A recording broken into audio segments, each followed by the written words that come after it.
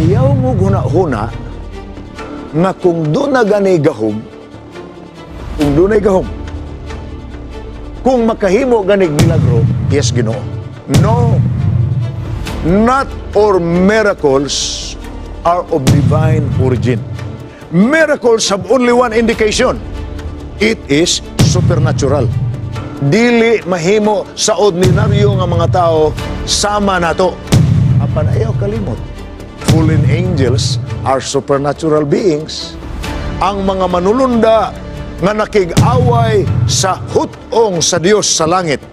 Kadtong gitambog diri siyuta uban sa ilang pangulo nga si Lucifer. Wala bawia sa Dios kanila ang ilang supernatural power when they were cast into this earth. Mutuo ta nga dunay devil powers nga ni diri siyuta ron.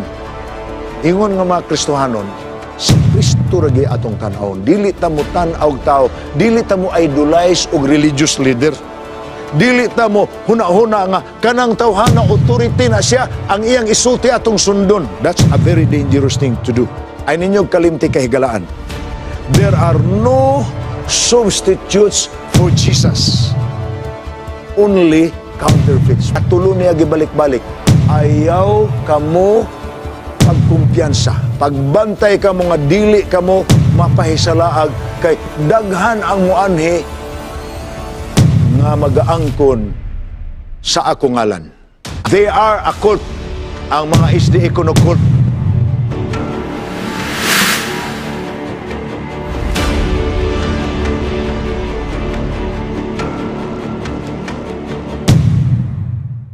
Salamat ko mga kaigsuonan sa Ginoo nga unas tanan gihatagan ta niya sa lain na usab nga kahigayonan nga magkahiusa sa atong pagtuon.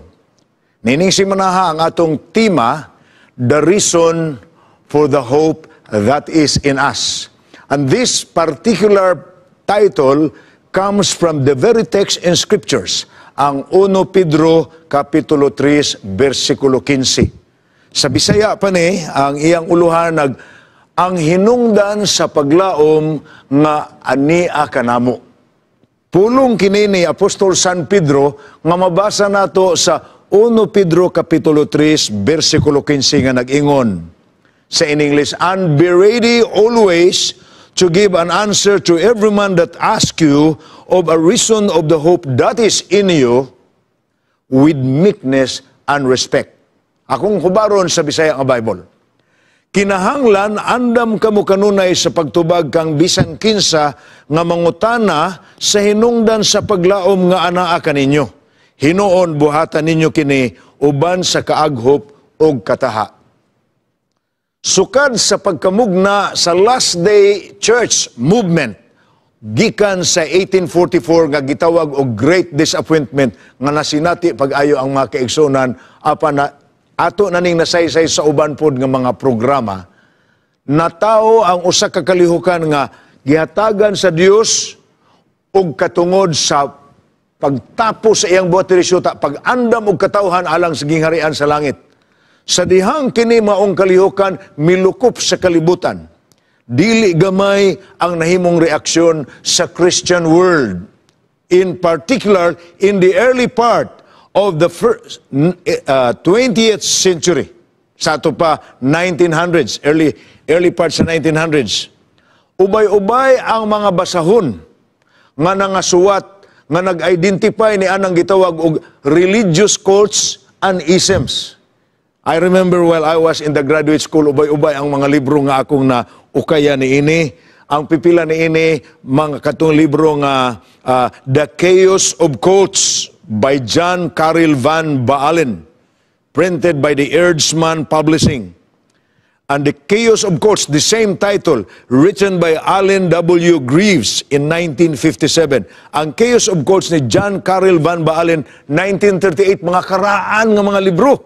Unya, ang more recent, towards the middle of the 20th century, na print pod ang usa ka libro nga milukop pod sa tibuok kalibutan, The Kingdom of the Cults by Walter Martin. Og ang accompanying book nga murag iyala ning gihimong sequel, Religious Cults by Walter Martin. Ang point nga akong ipasabot mao ni, dunay kalihukan within Christendom, particularly the world of the evangelicals. And when we talk about the evangelicals, ang mga tao na nga nagtuo nga ang atong kaluwasan, si Kristo ra gyud. In short, the Protestant group of people, the people who protested against the teachings of Rome, which they feel is not very biblical as far as the doctrine of salvation. Apan ang evangelicals, mauna ang pundok sa mga Kristohanon, nga ang ilang gituohan gyud ang atong kaluwasan, ang ato ragyong pagdawat kang Kristo Jesus nga atong manluluwas by virtue of His death on the cross. Evangelicals ang ngalan ni ana. Na kana nga pundok, daghan kayo na sila nga sayon kayo ang ilang pag-fellowship together because of the sisterhood of churches nga gitawag og evangelical churches. Now, kini nga mga tao sa ilang mga religious seminaries, meaning ang mga eskwelahan nga giiskulahan sa ilang nangahimo nga mga ministro, mga preachers, mga theologians, mga teachers, usa sa mga gitun-an nila ang pagtuon sa lain-lain nga cults and isms. Cults and isms simply means religious movements that do not belong to the evangelicals. Meaning, mga kalihukan nga wa nila i-categorize nga usa-uban kanila ingon nga evangelical kay ilang gituhan nga wala ni nagwali sa insaktong ebanghelyo, kalabot, kaluwasan pinaagi kang Kristo. Mao na nga ninglugwa kini nga mga libro. O kanang mga libro nga cults and isms gipanghinganlan diha ang tanang mga religious organizations nga giisip nila nga dili evangelical ang message. Dili salvation in Jesus Christ ang mensahe. They teach something else, matod pa nila. O consistent for several years, ang ngalan ni ining mga cults and isms. Unfortunately, na-appeal ni ini ang pundok nga ginganlan karon og Seventh-day Adventist Church. We have been categorized as a cult for years. Ug mo na gitunaan sa uban nga religious organizations. Apan nianing tunga-tunga sa 20th century, may duha ka dagko kaayo nga mga theologians, and in particular ang mga main editor sa Eternity Magazine, one of the most popular religious magazine which is widely circulated among the evangelicals. So ginakonsumo o ginabasa na sa mga religious leaders. Ang kining duha ka dagkong theologian si Dr. Walter Martin, maingon man si Dr. Donald Barnhouse. Kini nga mga authors, nakahuna-huna sila by virtue of their dialogue and conversation with ministers of the Seventh-day Adventist Church as well as members of the Seventh-day Adventist Church nga ilang gi-accuse nga cult, ilang gi-interview ug nasuta nila mga kaigsuon na the Seventh-day Adventists are just as evangelical as they are. So ilang gisulat ang mga articles sa Eternity Magazine. For example, kining kang Dr. Donald Gray Barnhouse sa Eternity Magazine sa 1956. Gisulat niya ang pangutana, are Seventh-day Adventist Christians? Meaning, do they belong to the cults and the isms or are they Christians? Are they evangelicals? Niya, ginganlan niya a new look at Seventh-day Adventism. Pero prior ni ana, kanang ginganlan niya new look, ang ilang huna-huna sa Seventh-day Adventist nasuwat pod sa maugihapon nga magazine, ang Eternity Magazine. For example, si Dr. Donald Gray Barnhouse, editor sa Eternity Magazine o pastor sa 10th Presbyterian Church of the Philadelphia sa issue sa Eternity nga September sa 1956. Matod pa niya, ang iyan ay huna-huna kaniya to ha, Seventh-day Adventists are colossally ignorant fanatics who believe the devil to be sin-bearer and that a person had to keep Saturday in order to be saved, thus denying the finished work of the Lord Jesus Christ. Iuna-ana ang iyang pagtuo kaniadto. Sometime later, kini silang duha, si Walter Martin o si Donald Gray Barnhouse, begin to hold some interview with the officers of the Seventh-day Adventist Church, mga theologians. Kaya ang ilang gihold nga negative views towards the SDA Church, nakita nila nga medyo inconsistent man dutay sa ilang nadungog sa theology presentation gyud sa Seventh-day Adventist Church. So, mandated by the evangelical group in 1955, these theologians, authorities of the evangelical, particularly ang Eternity Magazine, very well-known magazine among the Protestants, they requested the SDA Church for the opportunity of interviewing some of its leaders at the world headquarters of Washington, D.C.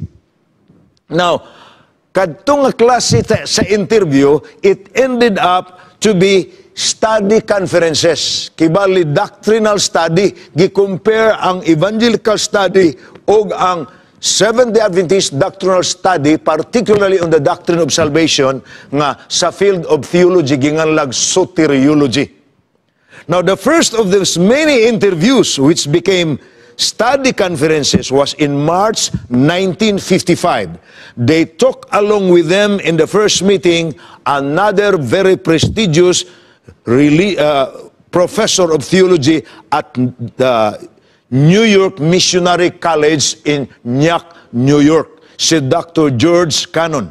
Now, kadto nga conference sa March 1955, moto'y sinugdanan sa More Dialogues.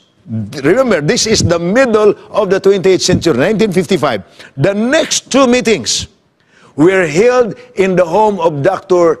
Donald Barnhouse in Doylestown, Pennsylvania, in August of 1955 and May of 1956. Nakita ninyo, while they were trying to analyze what the Seventh-day Adventists actually taught, nakita nila nga ang ilang accusation, ang ilang preconceived nga huna-huna, nga ilang wall of prejudice against the Seventh-day Adventist Church for years has been little by little ni-collapse. They were joined by Donald Gray Barnhouse Jr., ang anak ni Dr. Barnhouse was another respected evangelical theologian. Paminawa ra gyud ninyo ang nahimong result ni ini nga dialogues. Later, ilang gi-reveal kini.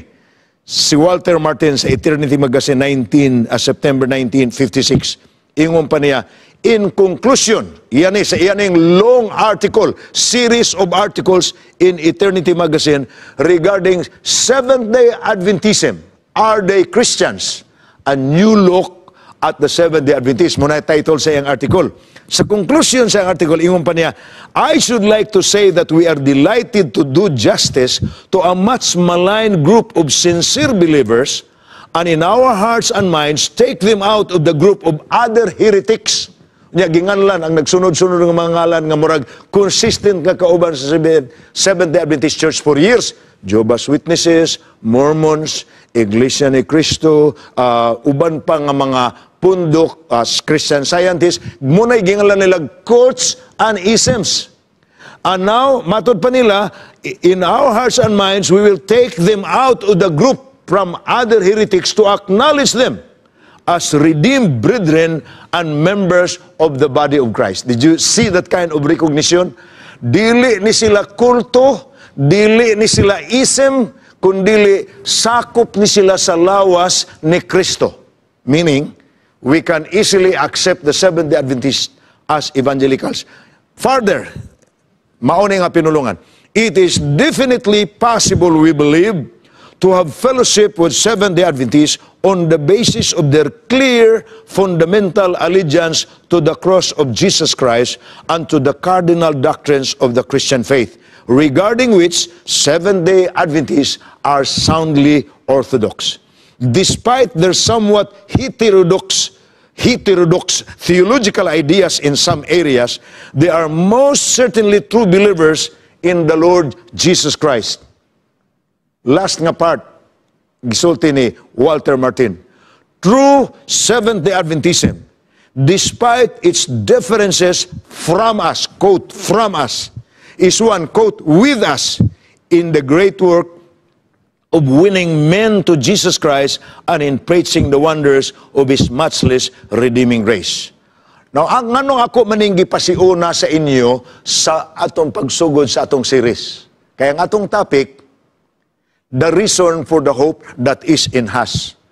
Ang hinungdan sa paglaom nga ania kanato, ania kanamo. Kay matud pa ni Apostol San Pedro, kinahanglan andam kamo kanunay sa pagtubag sa kang bisan kinsa nga mangutana kaninyo kalabot sa paglaom nga anaa kaninyo. Apan buhatan ninyo kini uban sa pagtahod og sa kataha, uban sa kalumo. Sa ato pa, with meekness, we do not need to argue with people. We do not need to debate with people. We simply have to study with them. We have to answer their inquiries. Kaya abi ninyo mga kaigsuonan, kining movement sa Seventh-day Adventist, gamay nga religious group, but international. It is one of the most widely circulated religious organization around the world. Usa ni sa pinulungan pa kalabot sa tinukaay sa mga manok. Usa ni sa mga tukunon kayo sa picking order. Dali kayo ni siyang tukaon ba? Kanang, it is very easy for people to antagonize this humble group of people, the Seventh-day Adventist. For example, tagaan ta mo og pipila ka mga widely known accusations against this church. They are a cult. Ang mga SDA kuno cult. When we were missionaries in Korea, nahimuot ko kay, ang kadaghanan sa mga religious organizations dito nga Christians, ug ang major nga religion dito gawa sa Roman Catholic, ang Presbyterians sa South Korea. Apan kun ang atong kaigsuonan manuaw na gani sa uban to share what they believe. Ang number one yun nilang kuminto kamong Seventh-day Adventist, kulto kamo. Asam na nila kwa. As I have told you a while ago, during the early part of the 20th century, ubay-ubay ang mga libro nga nagsulat sa cults and isms ug wa gyud mawala ang ngalan nga Seventh-day Adventist for years until the dialogue between evangelical theologians and Seventh-day Adventist theologians nga natabo ni atong 1955. But even before that, may usa na ka libro nga gisulat ang Seventh-day Adventist.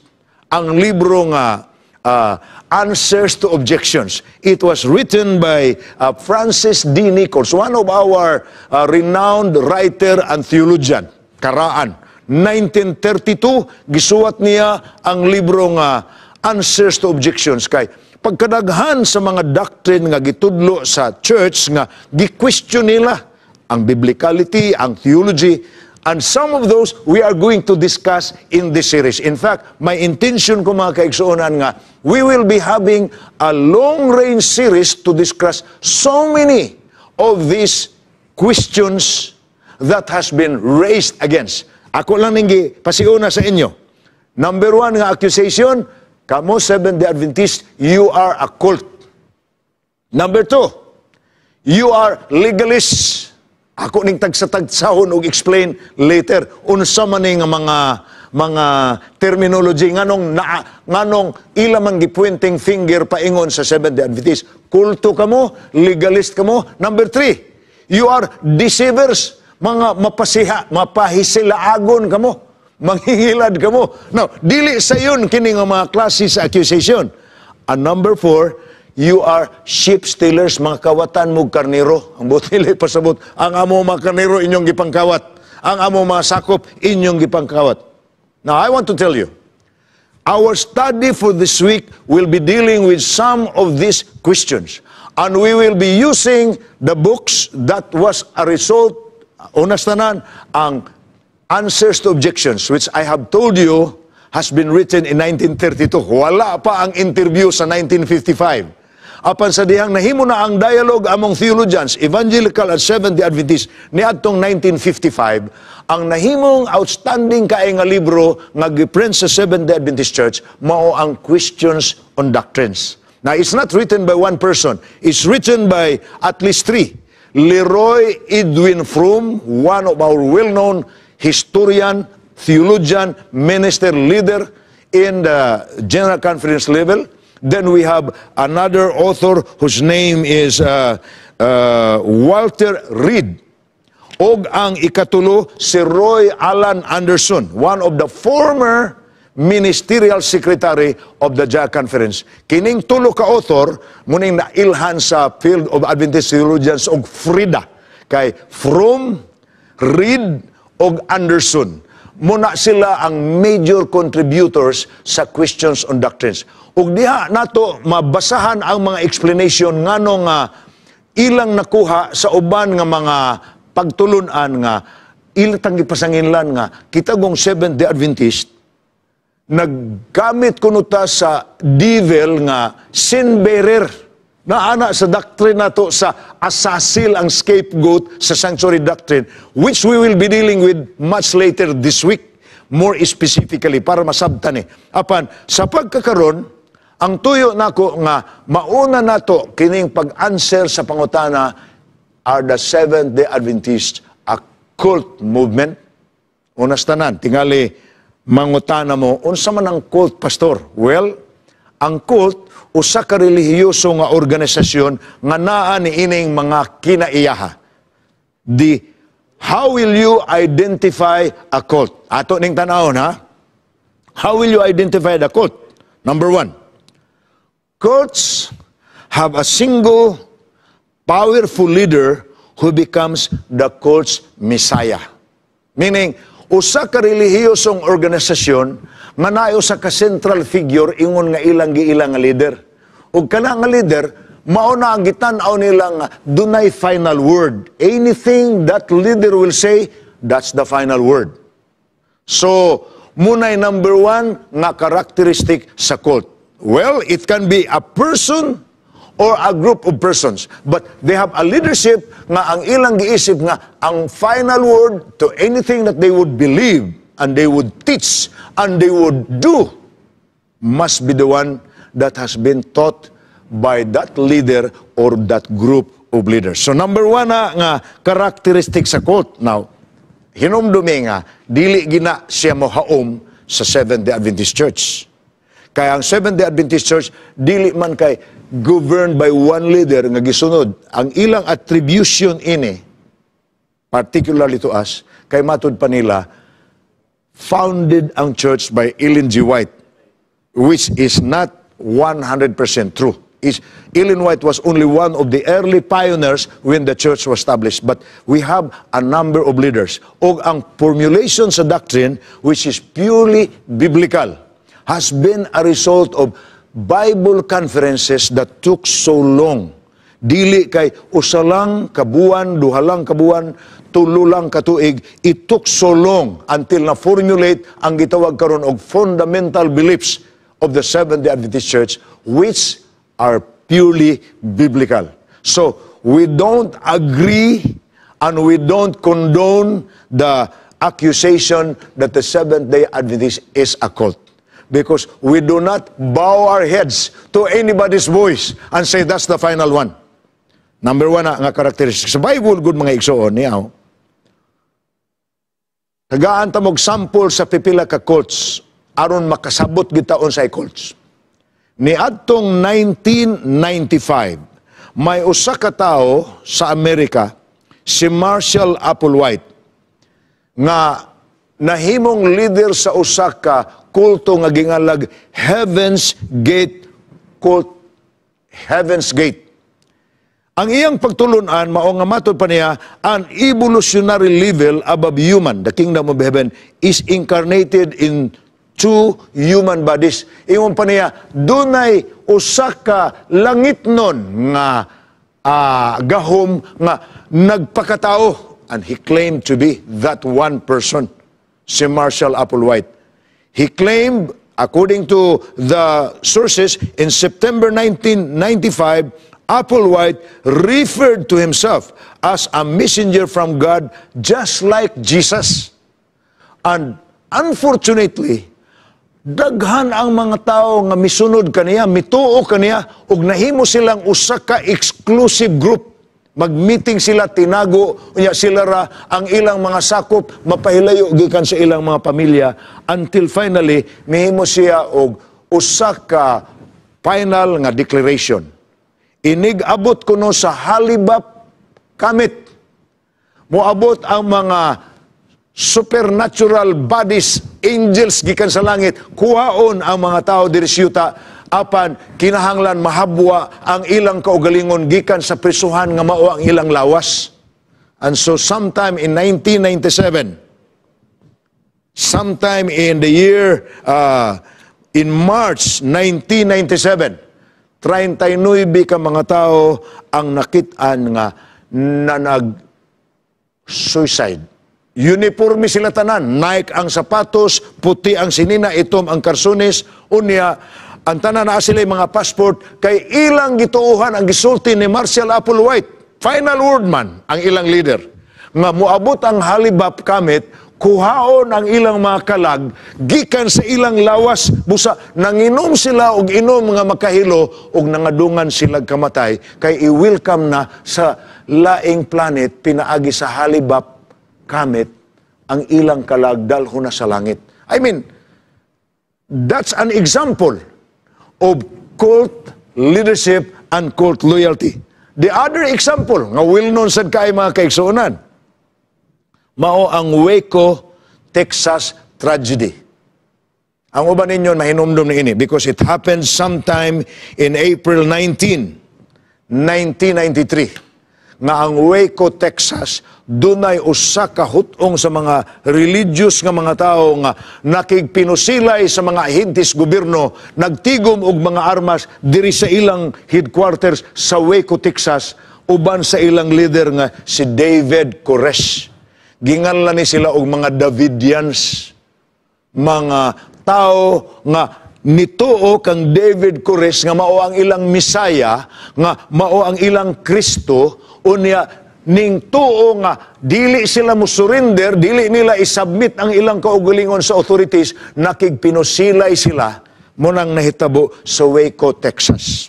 That's another example of a cult that is very destructive kung mutuo lagi ta sa final word nato nga ang usa ka tawo delikado.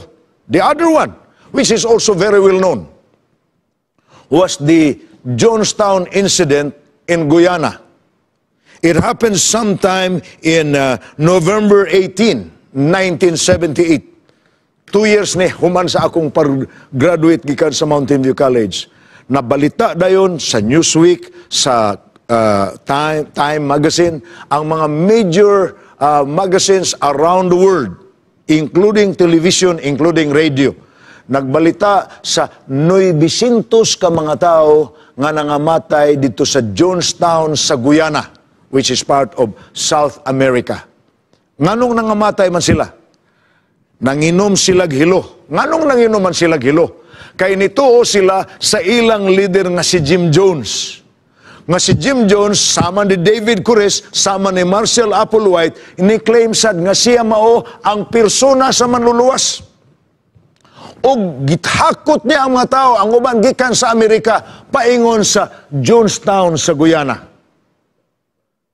Nahibulong lang ang governor nga sa Georgetown, capital sa Guyana.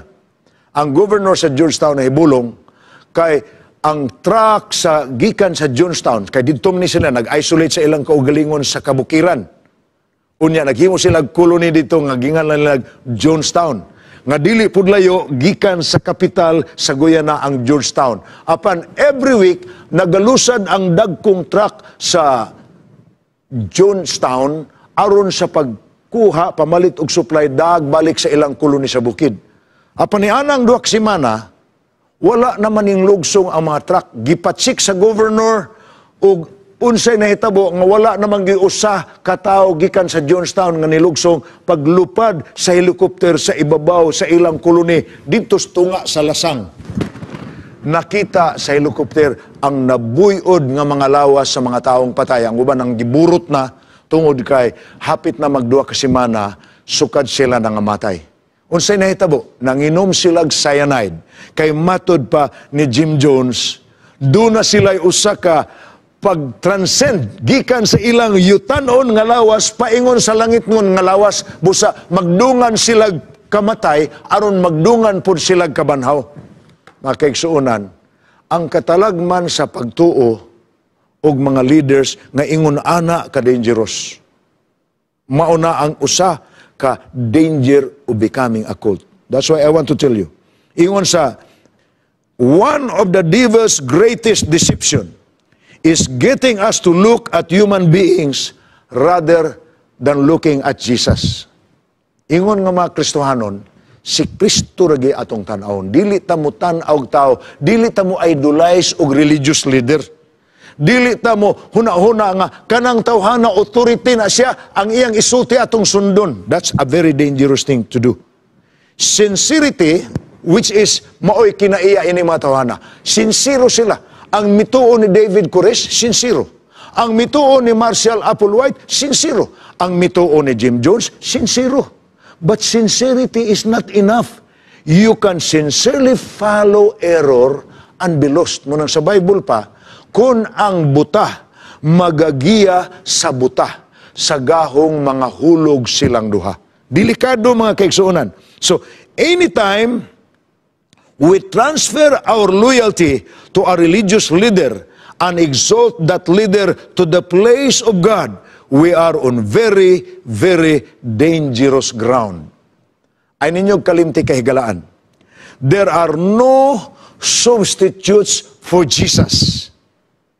Only counterfeits. Muna balik-balik ni Ginoong Hesus pagpasidaan sa Mateo 24. Ang iyang pulong sa Mateo 24, katulo niya gibalik-balik.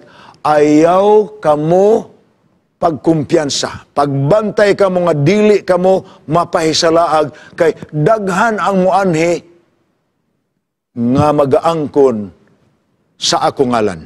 And exactly, that is what happened. And by the way, bisan diri sa ato sa Mindanao, sa akong hamubo nga mga katuigan sa pagpuyo ni ining second largest island in the country, ubay-ubay kog nakita pod nga religious cults nga ang mga membro na sentro sa pagtuo niya ng usa ka central figure nga mao ang ilang murag equivalent to the Messiah. They call him whatever, master, father, whatever. Ilang ginganlan anak nga ngalan o gituohan nila nga ang kanang tawhana may gahom ug duna na siya'y kapasidad sa pag-ayog sakit, etc. Kana nga mga butang. Now, hinumdumi ang gisulti ni San Pablo sa Acts 4 verse 12. Walay laing kaluwasan, there is no other salvation in any other, for there is no other name under heaven given among men by which we must be saved. We have only one Savior, and that is Jesus Christ.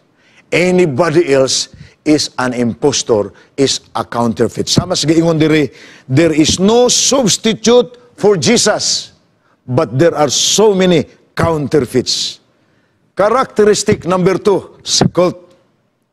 Cults substitute human teachings for God's Word. Inay nga muutok sila sa pagtuon sa balaang kasulatan, maminaw sila sa isulti sa leader. Kasama sa akong giingon ninyo, one of the outstanding characteristic of a cult is it is surrounding a central figure which they consider has the final word. Unsay isulti ni anak mo na ilang tuuhan. So, cults substitute human teachings for God's Word. Makakita mo nga ang mga membro sa cult, daghan sila gihimo, mugamit manggali nag-Bible, so, sa lain nga paagi dili sa pagtuon o sa pagpananglitan. Ilan ang isuod og mga botilya nga tusluko nilag dagom. Nya kanang mga botilya, ilang ipanuwat ang mga teksto nga gituslok nilag dagom isuod sa lana sa botilya. Unya himuong murag anting-anting. Now, cults substitute human teachings for God's Word. One time, when I was a district pastor in Surigao del Sur, some years ago, usa ka Domingo, tiyanggi ni atong baryo nga akong giduaw ang church, dunay tulo ka dagko nga bus nga napuno gyud sa mga tao na ay karga nga mga bukag, na ay karga nga mga drum, na ay karga nga mga planggana, na ay mga kawa. Yung ko nga, asa man ang mga tawhana nga, murag alsa balay man. Ang tubag sa mga tao, mga kuan man na pastor, mga membro na ni ining grupuha. Usa ka kulto sa Mindanao nga matud pa nila nagpasidaan ang ilang leader. Moto'y panahon nga nabalita bitaw tong dunay Skylab nga sumala sa balita 1980s man tingali ni nga katuigan, naibalita nga one of the Skylab laboratory on space ning gawas sa iyang orbit unya ning sud sa gravity axis sa kalibutan unya anytime mahagbong diri siyuta ang maong Skylab. Unya gibalita nga muhagbong to diri siyuta daghan ang maigo mga daot mga kaigsuonan. Katong grupuha sa mga tao gisultihan sa ilang leader. Aron dili mo maigo diha, ari mo sa isla. And they were in 3 buses, kay paingon sila sa isla, kay naglikay sila nga dili mahagbungan sa Skylab. Now, why do people tend to believe in things like this? Because kinaiya sa quote, they substitute human teachings for God's word. Muna giingon ni San Pablo sa Timoteo.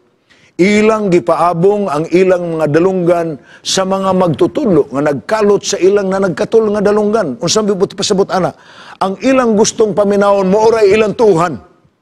Nagkatul nga dalunggan, meaning ang makalingaw mo ilang tuhan. Superstition, dili na mao ang Bible. Tanawa si Marshall Applewhite. Ingon pa ni Marshall Applewhite sa Heaven's Gate cult. The Halibut Comet would usher the people who are with him into a new world. That's the heavenly world. Langit na ang ilang pag-abot. Kay ang Halibut Comet good nga naabot ni atong 1997. Exceptional man gud to nga event. You know, comets sometimes astronomy tells us nga naay panahon nga mga abot na sila apan gibutangan niya itong kahulugan. It's not from the Bible, it's not even scientific, apan gibutangan niya unod nga ang tumoy sa Halibut Comet, ang ikog ni ana nga muduol diri sa kalibutan, naadiha ang mga tripulante nga mga celestial beings nga mo'y musagop sa mga kalag nga nigawas sa lawas nga nanggihikog. 39 people died in a room. Matud pa sa John 8:32, you shall know the truth, and the truth shall make you free. Ay ninyong kalimti mga kaigsuonan. Sa atong relihiyoso nga kinabuhi, if any religious leader change the gospel, bantayin na. Usbon gani niya ang ebanghelyo, delikado. Big possibility that could be a cult group. Dini sa ato, ubay-ubay man na. Mga tao bitaw nga, manggitag-as og bungot, manggitahas nga mututok sa adlaw og tag 40 ka adlaw po nga tinutukay nya na ay mga puasa nila nya na ilang mga yamyamunon na ilang ipaghiray nga mga lana because they believe what their leader says. If any religious leader change the gospel, watch out. That's a dangerous. Number 2, if any religious leader distorts biblical principles, inay nga barugan ang gitudlo sa Biblia, i-distort, balikugon, bantayanan gyapon. Number 3, if any religious leader makes up their own rules and apply it to everyone. Unya, ang mga sakop ra ba ini kalagmitan, musunod gini sila. Another example nga akong nahinumduman, Surigao del Sur gihapon ini atong panahon na when I was a district pastor. Nakasugamak ko og usa ka village, bag-o ang mga tao na malhin. Nanggitukod lang sila og mga payag, temporary shelter, apan kadaghanan nila mga batanon, but they were wearing white. Sa pagduol na ako dito, nagpaila ko, ana, pastor sa Seventh-day Adventist, ila kong gidala yung silang duol kang master. Master po ilang tawag, ang tigulang. Pagabot na ako sa luna sa tigulang, nakakita ko og dako kayo nga picture dito sa iyang background. Tiguang na siya bangaso na puti na gani ang bangas. Upaw po siya. Nakaputi po siya biste. Panay ang picture dito. Ang iyang picture, si Rizal ug ang mga local nga national heroes nato.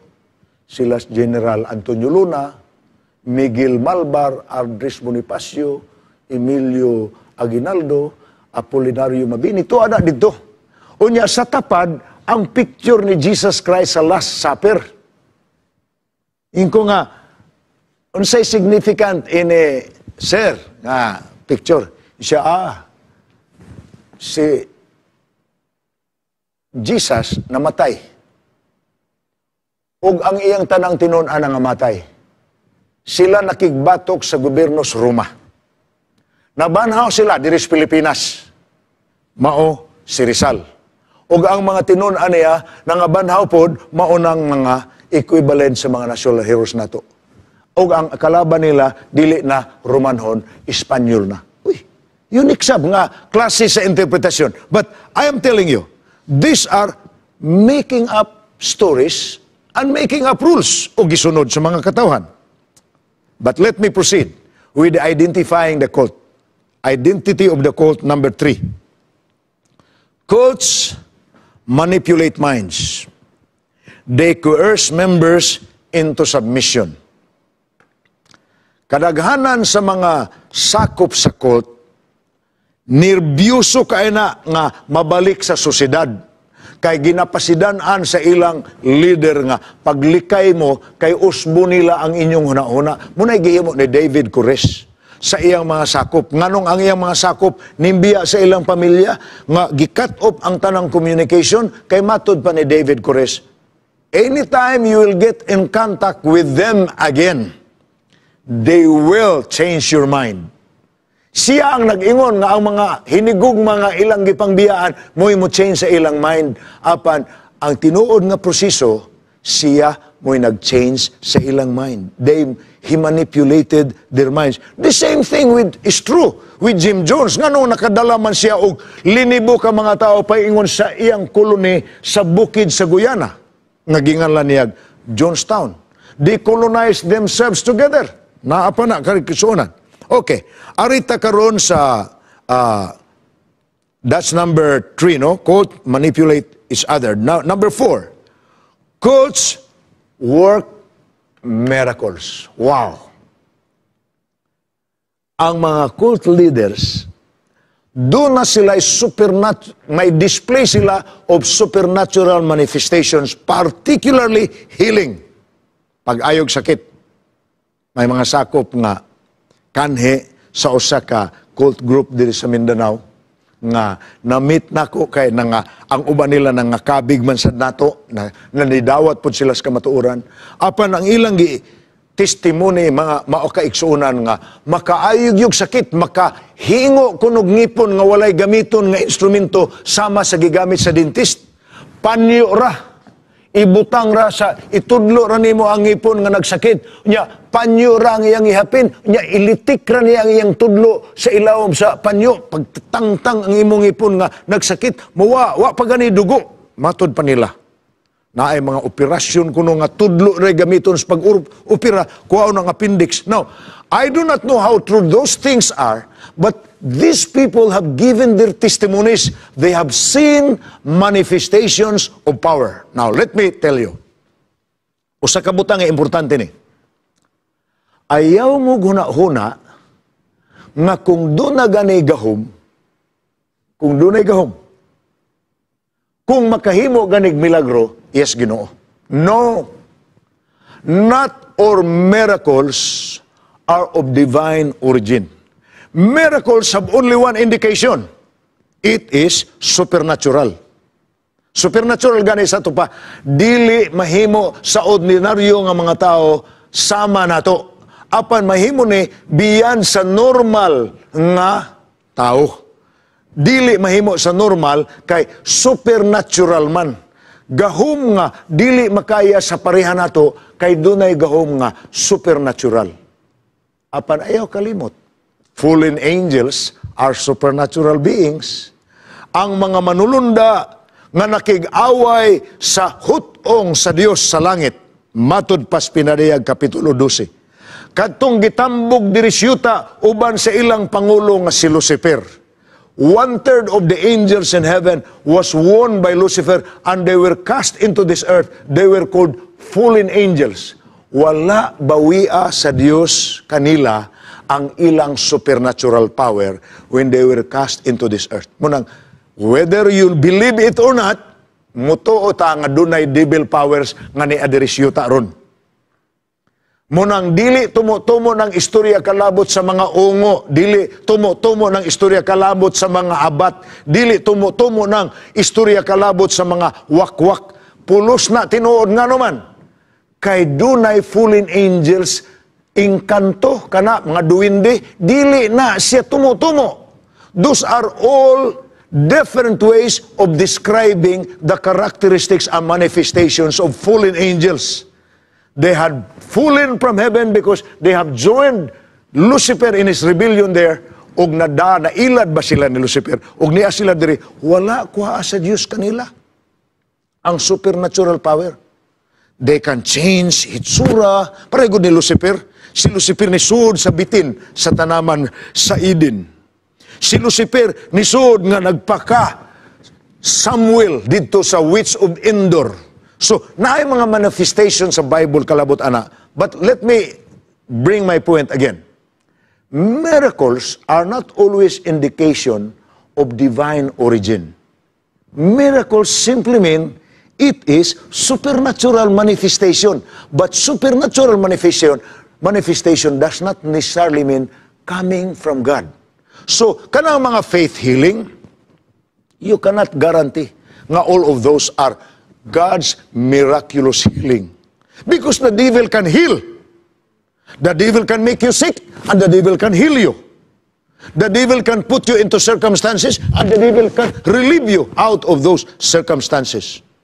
Because one of the major characteristics of a cult is they also manifest supernatural powers. So they can do miracles. Muna igihimo ni Jim Jones. Kay si Jim Jones, kung makita ninyo ang iyang documentary, and I have been seeing that documentary numerous times, sometimes, some years ago. Ubay-ubay ang iyang mga crusade. Muadto siya mga lugar, ug ang usa sa gina-challenge niya sa mga tao anong daghan ang tuon niya, kay dal-an ninyo ang inyong masakiton. Diri. Dunay mga play acting. Gani ang documentary nagmanifest nga one of the women sa iyahang Kibali ministry, which was considered as one of the women in his life. Pag uli nila sa kwarto, nag-akmang gutong bayhana nga paralytic siya. Samtang naghimog crusade si Jim Jones. Unya, iingnan ni Jim Jones, in the name of Jesus Christ, buhiin na ng imong clutches, lakaw. Gibuhian niya ang clutches, ug naglakaw siya ana. Pag uli nila sa ilang room, that was only a documentary anyway. Gisumbag niya si Jim Jones. Siya, di na ko ini. Di na ko mo. Sobra na ng atong pangilad sa mga tao. Ingon si Jim Jones, no. We are not deceiving people. We are only reinforcing their faith. Siya nagkaanak at tinubagan. Wala na to ilara ang mga tao. Ato lang gi-reinforce ang ilang pagtuo. Ang nagtuo nga maayo-maayo. Wow. Miracles is not always a manifestation of divine power. It can be a manifestation only of supernatural power. But supernatural power does not necessarily come from God only. Because his enemy, the devil, and his fallen angels are supernatural. Matod pa sa pinadayag 16:14, they are spirits of demons, performing signs, which go out to the kings of the earth and of the whole world, to gather them to the battle of that great day of God Almighty. Characteristic of the cult number 5. Cults isolate converts from their families. Pagpantay mo. Kung doon na nagani religious movement, nga ang inyong mga hinigugma, dili na makigsandurot kaninyo, wanted to get away, and would not even communicate with you anymore, be watchful. He might be being recruited. And there are so many, dili man ako mahingan lantanan. Ang kining atong presentation karon ang outstanding nga examples dire, ang kana na lang nga well-publicized nga mga tao, nga nagdalag katalagman sa mga tao nga ilang na-deceive sama ni Marshall Applewhite sa Heaven's Gate Cult. Grabe ni. Mga batanon ni sunod niya. Iyang gipang uniformihan og mga sanina. Kini po si David Koresh, young and old, ni uban sa iyaha. severing them, isolating them from their families. The same thing is true with this guy, Jim Jones. Mga kaigsuunan. Ingon pa ni Apostol Juan, 1 John 4 verse 1, Beloved, do not believe every spirit, but test the spirits whether they are of God. Kanagong ginganlan sa in English og sensationalism. What appeals to the senses? What attracts? Muna'y bantayan na nato. Usa ka magsusulat ginganlan si Ellen White. Nasa quotation nga giingon, guard the avenues to the soul. Bantayin ninyo ang agianan paingon sa atong kahiladman, paingon sa kalag. Unsa man ang avenues to the soul? Avenues to the soul are simply things that affect you inside coming from the influence outside. And what are the avenues to the soul? Well, the five senses. The things that you see. The things that you hear. The things that you smell. The things that you taste, and the things that you touch. Munang gingalag, five senses. Munay origin sa word nga sensationalism. Unsay mo appeal ni ini? What appeals to the eye? What appeals to the ears? What appeals to the nose? What appeals to the taste? What appeals to the touch? Those are very dangerous ug dili nato mabantayan. Munang correct ang writer nga si Ellen White sa iyang pag-ingon, guard the avenues to the soul. Because the devil sometimes gets into us, influences us inside. But by what comes to us? How? It comes to us by our five senses. What we see, what we hear, what we smell, what we taste, and what we touch. Hinumdumi. Ang contamination of the world by the virus of sin, particularly on the part of Eve in the Garden of Eden. Because the Bible says, and Eve saw that the fruit was pleasant to the eye. Tanawa, five senses. Nakita niya nga ang prutas, nga ang bunga nga gidili sa Dios, pleasant to the eye. Unya, ang misunod nga part sa text unya, and it makes one wise. Yung pamalandong. And it tastes good. Gihikap niya, gitilawan niya. Five senses. And what happened?